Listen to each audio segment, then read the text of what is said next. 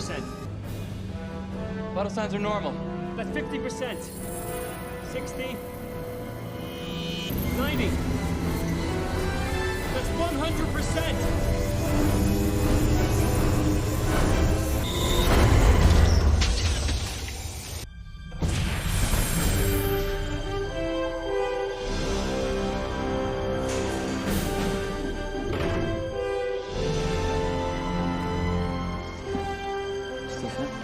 Hey guys, Turk here. Hope you're having a good one. Now, I have not been living under a rock these past couple of weeks, and I am well aware that the RX 6400 has gotten some less than stellar reviews here on the internet.com. But I've got to be honest with you guys, I myself have been waiting for quite a while to see this specific graphics card finally hitting the market. If you've watched my channel for any good amount of time, you guys know that I love small form factor builds, particularly due to their low thermal requirements for cooling, the lack of a need for big and bulky power supplies, and guys, let's be honest with ourselves, we all love a sleek and slender small form factor build.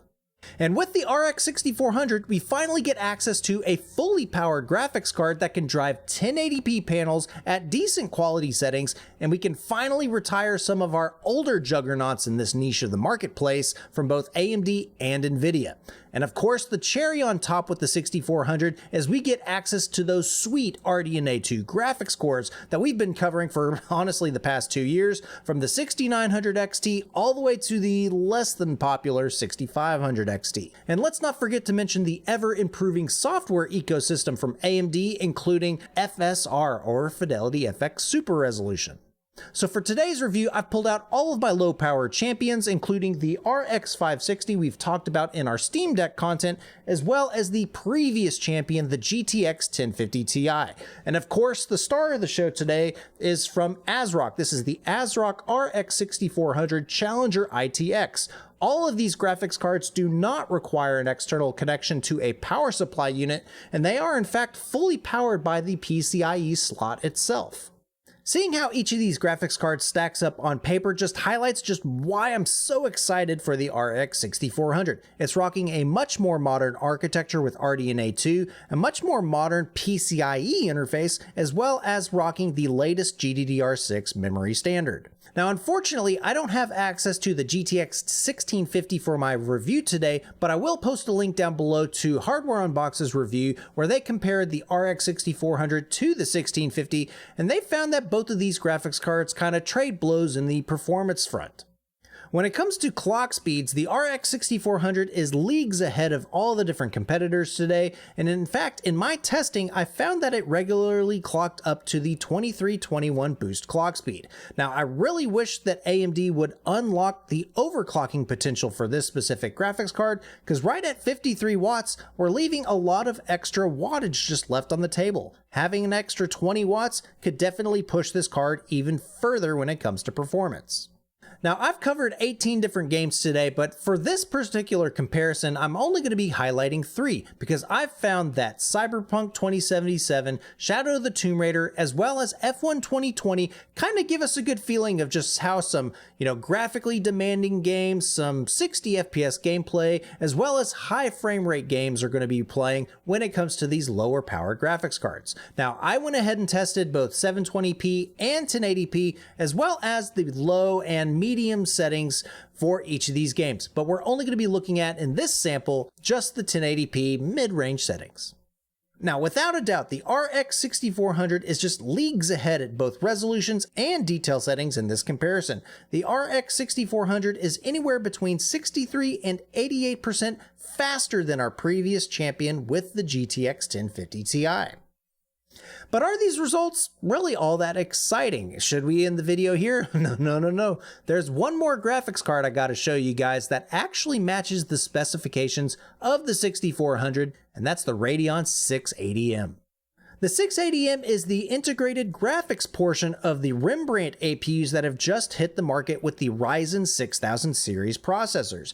They're going to be packing in the same 12 compute units as the 6400 and will be clocking at very similar clock speeds. Now, in my testing, I'm going to be running at around a 45 watts on the graphics core, which will allow us to clock past the RX 6400 and go all the way to its maximum specification of 2400.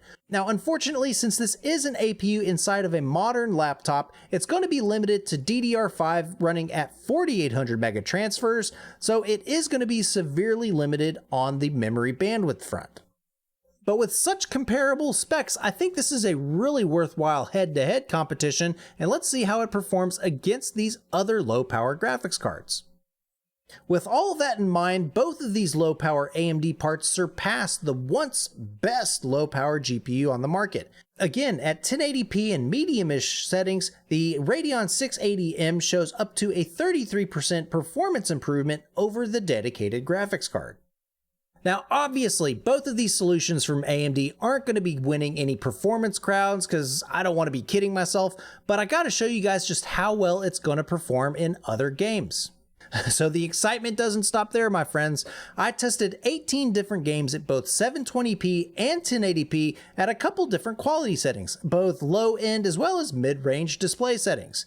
And in my research, I've actually found that this type of performance actually lines up with the 8th generation of gaming consoles, primarily the PlayStation 4 and the PlayStation 4 Pro. At 1080p and mid-range settings, Assassin's Creed Valhalla hits a comfortable 30 FPS with both the RX 640 and 680M.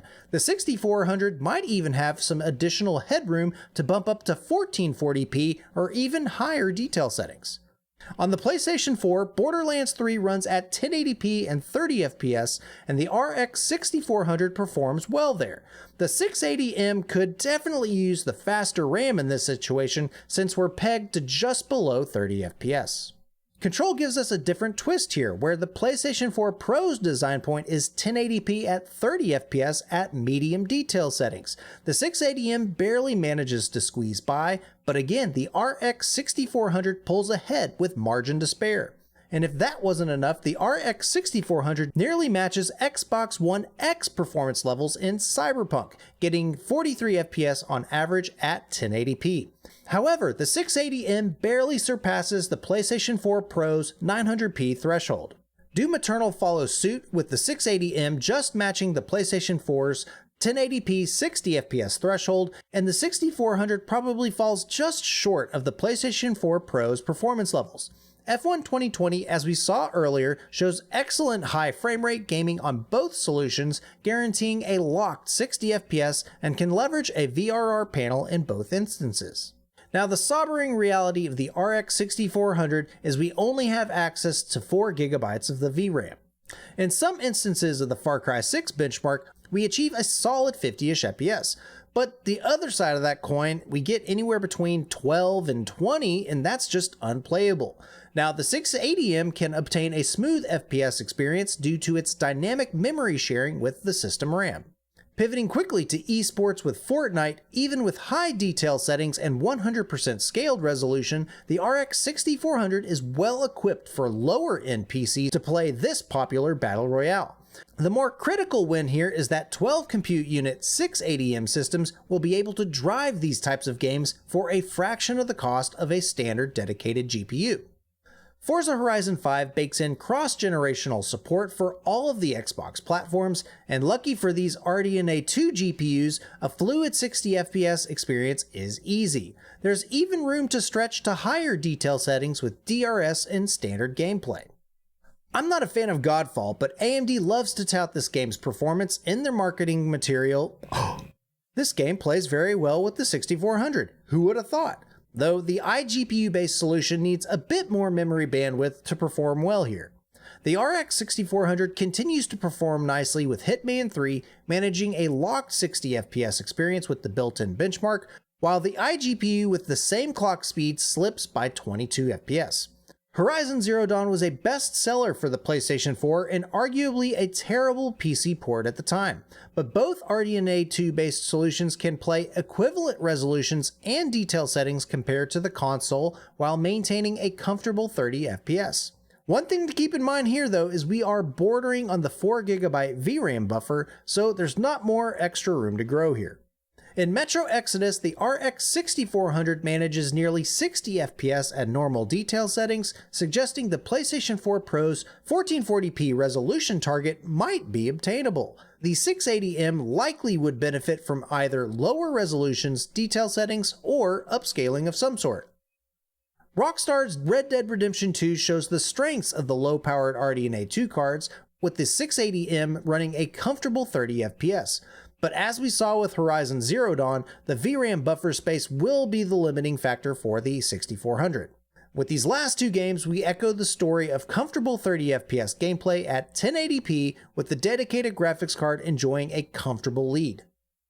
So overall, we see pretty acceptable performance compared to previous generation console levels, but as PC gamers, that's just really not good enough in most instances. Is there any way to get additional FPS by either reducing settings or resolutions?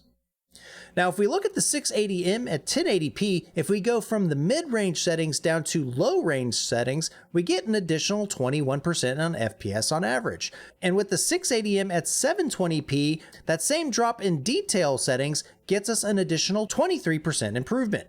Now, with the dedicated graphics card at 1080p going from medium-ish detail settings to low, we get an impressive 34% performance improvement. And if we're willing to drop from medium to low at 720p, 30% in performance improvement definitely tastes pretty good. By reducing our detail settings, the 680M is going to be able to better balance the trade-offs when it comes to the efficiency of the graphics card as well as the visual fidelity of the game. But when it goes to the RX 6400, especially in FPS-sensitive games like Fortnite and Doom Eternal, it's going to help us to maintain that locked 60 FPS experience in order to get that competitive edge. But for some of those cinematic games where you can't really sacrifice the visual texture qualities, what happens if we go from 1080p down to 720p? With the 680M, we get an additional 63% performance improvement just by dropping our resolution, and the RX 6400 gets an additional 67% performance improvement. Now, on the surface, it sounds like a huge sacrifice dropping from 1080p down to 720p, but by reducing our render resolution, that fact alone is critical for our upscaling technologies known as FSR or, more importantly, RSR with Radeon Super Resolution. Now, if you're not familiar with upscaling technologies, definitely check out some of our GPU technology playlists here on the channel, but RSR, Radeon Super Resolution, is AMD's driver level implementation of upsampling technologies, and it applies on a global scale on all the different games within Windows. Now, this is critical for the RX 640 and some instances the 680M because it's going to be supported on both RDNA and RDNA 2 graphics cards. It will not be supported on the RX 560 or the GTX 1650. So if you're wanting to get extra performance from games that don't have built-in FSR support, going with this new low power champion is going to get you even more performance improvement. In fact, all of our gameplay that I've been showing here on this particular video has been recorded from 720p upscaled to 1080p with Radeon Super Resolution. Overall, I've been very pleased with the performance we've gotten out of this RX 6400 and the Radeon 680M. But many online have written off the RX 6400's lack of horsepower and its cost, but what arguments are there against the competition? Currently, there are no off-the-shelf options that do not require external power that can surpass the 6400. The GTX 1650 probably comes close, but it costs an additional $30 in the best of cases. You do gain hardware encoding on the GPU itself, but you do lose access to global RSR and even DLSS. And if you decide to bump up to the next performance tier, sure, you're going to be getting extra performance, but you're also going to be paying double the cost. Taking a quick look over at Newegg, these other parts are nearly double the cost, such as the RX 6600 and the RTX 3050. Suppose you're willing to gamble over on eBay. If that's the case, many solutions are available around the same price range. I found some RX 580s that were pretty close, maybe some Turing-based graphics cards. They'll probably offer better performance and they'll be at similar cost levels. However, you are at the fate of the seller, and I've had less than good luck when buying lower-end GPUs from eBay in the recent past. With the flood of RX 580s, 560s, and all other sorts of graphics cards, it's really difficult to find the right one that's not going to break, and sometimes, as I saw with a previous version of the RX 560, I've had them get damaged during shipping, and if you don't return it within the return window, many sellers just aren't willing to refund you your money. At the end of the day, the RX 6400 is not an enthusiast GPU, with its meager spec sheet, lower power requirements, and honestly, the VRAM buffer is a huge disappointment. Expecting anything more than medium-ish detail settings at 1080p is just asking too much of this GPU. Also, as Hardware Unboxed and countless other media outlets have discussed, the PCI interface leaves a lot to be desired. If you intend to place this GPU into PCI Gen 3 systems, expect to see 10% less performance from the RX 6400. Despite these deficiencies, the RX 6400 is a good option for beginner gamers and those who wish to play mainstream games at mainstream resolutions. With performance equivalent to the PlayStation 4 and almost up to the PlayStation 4 Pro, gamers can enjoy even the latest PC releases at console-like frame rates. And with Radeon Super Resolution, all games played in Windows with the latest Radeon drivers will see an amplified performance, as long as you're willing to sacrifice some of the sharpness of the image. On the other hand though, if you're in the market for a brand new computer and you're only looking for this level of performance, don't shrug off the venerable APU. Its performance has come a long way, with PlayStation 4 level of performance, around 60 watt power consumption, and a tiny form factor. Upcoming Ryzen 6000 series powered mini PCs can be a great beginning platform without forking over the cost for a PC. And if you're in the market for a laptop, maybe the need for a dedicated GPU is no longer necessary, saving you a little bit of cost along the way. To wrap it all up, guys, the RX 6400 almost beats the PlayStation 4 Pro in a performance standpoint, and if you guys want to know what it takes to beat the PlayStation 5 or the Xbox Series X, make sure you guys hit subscribe and check back next week, because I'm going to be giving you guys the definitive console killer guide for the next generation consoles. With that, guys, have a great day, Turk Force. We'll catch you in the next one.